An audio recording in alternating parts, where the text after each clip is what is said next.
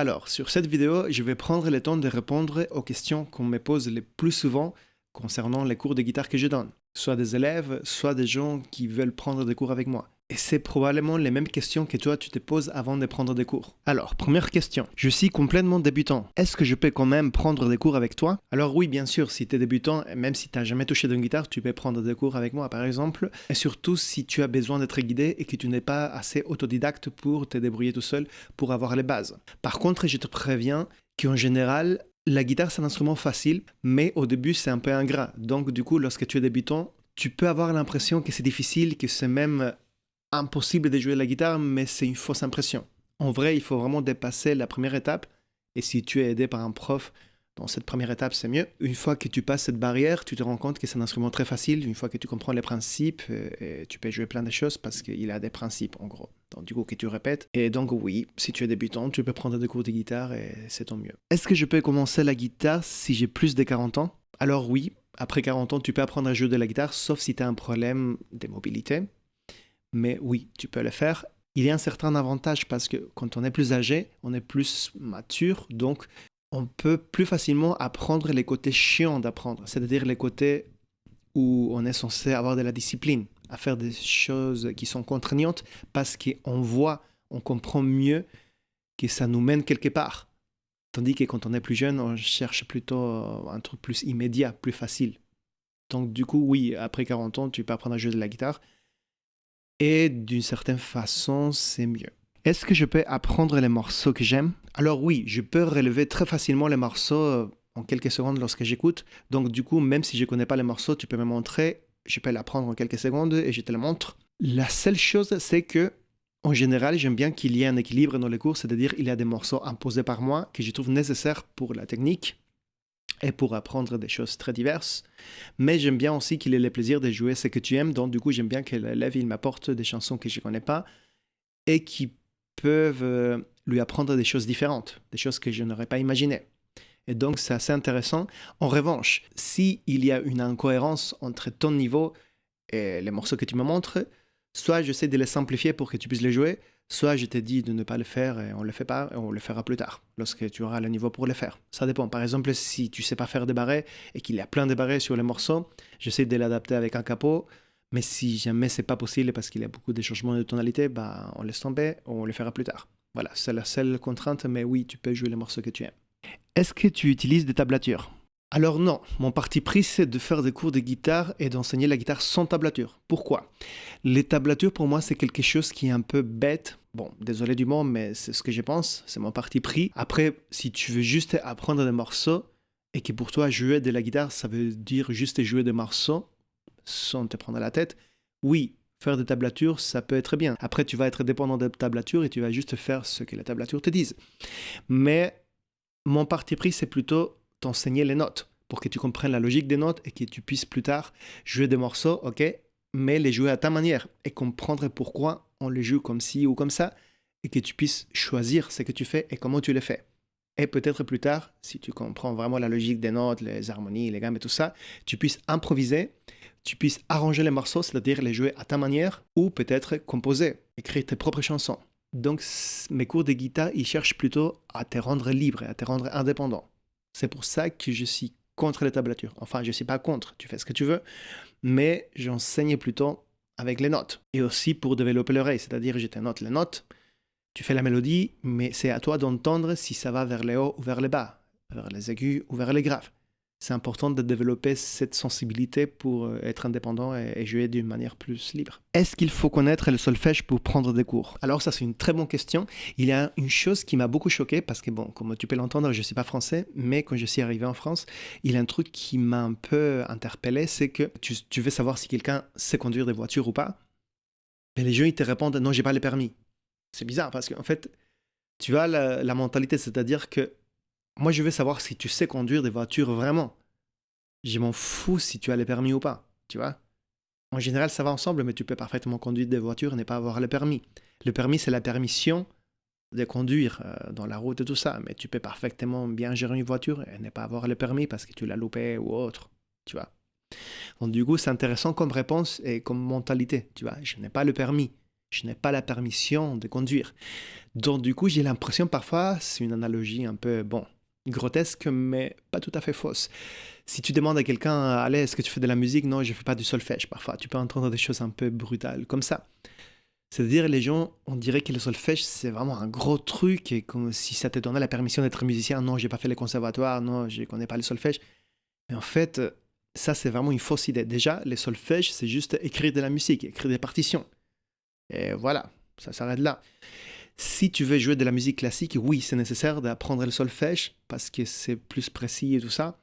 Mais si tu veux juste te gratter comme ça ou jouer du rock, t'as vraiment pas besoin d'apprendre le solfège. C'est absolument pas nécessaire. Si tu es compositeur et que tu veux faire des arrangements avec des cordes, oui, là, il faut écrire de la musique en partition et comprendre l'harmonie, tout ça, bien sûr. Mais si tu veux juste te gratter, composer ou t'amuser à jouer des chansons, faire de la musique populaire, en gros, non, absolument pas. T'as pas besoin de faire du solfège. Uniquement si ça te plaît, l'idée, quoi. Est-ce que tu peux m'apprendre à improviser? Oui, absolument. C'est ce que je cherche à faire, c'est-à-dire que j'aime bien qu'il y ait un quota d'improvisation dans ce que tu fais. C'est-à-dire, tu fais un accord, après tu fais des petites variations, tenant compte de la gamme ou de la tonalité. Et là, c'est une sorte d'improvisation, mais on peut apprendre aussi à faire des solos. C'est-à-dire, tu connais très bien les gammes, tu connais les altérations et tu connais de quoi se compose chaque accord. Et comme ça, tu peux improviser librement sur une grille qu'on te donne comme ça. Ou même si tu développes l'oreille et la rapidité, tu peux improviser en instantané. Donc du coup, mes cours, ils cherchent à t'apprendre la guitare en t'apprenant en même temps la théorie de la musique. Ça peut sembler un peu intellectuel, mais pour moi c'est très important pour que tu joues d'une manière plus libre. Ça peut sembler pénible au début, mais en vrai, c'est très réconfortant de se dire que voilà, tu peux juste croiser d'autres gens que tu connais pas, et voilà, on peut jamais ensemble, et tu ne vas pas être perdu. Et si jamais tu joues dans un groupe, voilà, il y a une grille, et tu réagis très vite, et tu réagis même s'il y a des altérations un peu bizarres, tu réagis parce que tu sais de quoi il s'agit l'harmonie, et tu connais très bien la composition des accords, les gammes et tout ça. Donc oui, j'enseigne la théorie de la musique en même temps que je t'enseigne la guitare, et donc tu peux être capable d'improviser au bout d'un moment, surtout si on fait des exercices d'improvisation.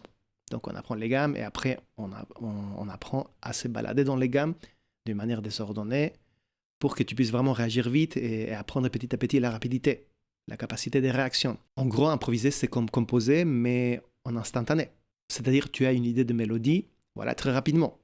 Après, parfois, il y a des bonnes improvisations, des mauvaises improvisations, mais il faut comprendre un peu les bases de la composition. Comment construire une mélodie, toutes les directions, comment on peut petit à petit travailler les bons goûts aussi. Est-ce qu'il faut travailler entre les cours? Ça, c'est vraiment une bonne question parce que c'est vraiment très simple. En gros, si tu prends des cours régulièrement toutes les semaines, tu as un rendez-vous avec moi. Donc du coup, tu es obligé de jouer de la guitare. Tu as vraiment une certaine continuité, une certaine persévérance. Tu es obligé parce que toutes les semaines, tu me vois. Donc tu avances et entre les cours, il y a moyen que tu oublies des choses. Mais je suis toujours là, on se voit toutes les semaines. Et ça fait que tu as un rapport de familiarité avec la guitare qui s'est créé petit à petit.